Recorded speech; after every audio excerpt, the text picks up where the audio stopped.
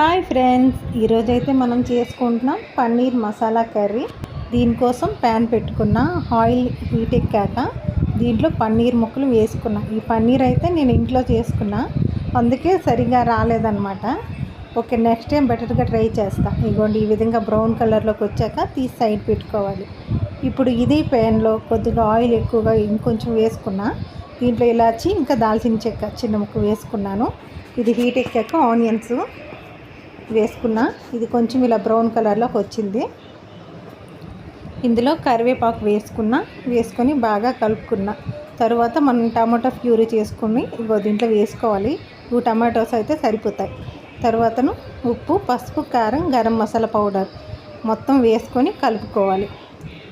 కలుపుకున్నాక దీంట్లో కొద్దిగా అల్లం వెల్లుల్లి 1 టేబుల్ స్పూన్ సరిపోతుంది వేసుకుని బాగా కలుపుకోండి. ఇవ్వండి, ఈ విధంగా దగ్గరికి రావాలన్నమాట.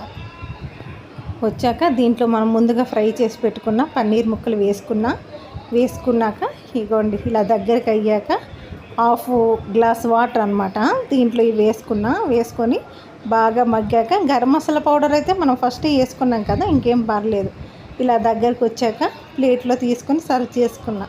మనకు కావాల్సిన పన్నీర్ అయితే రెడీ.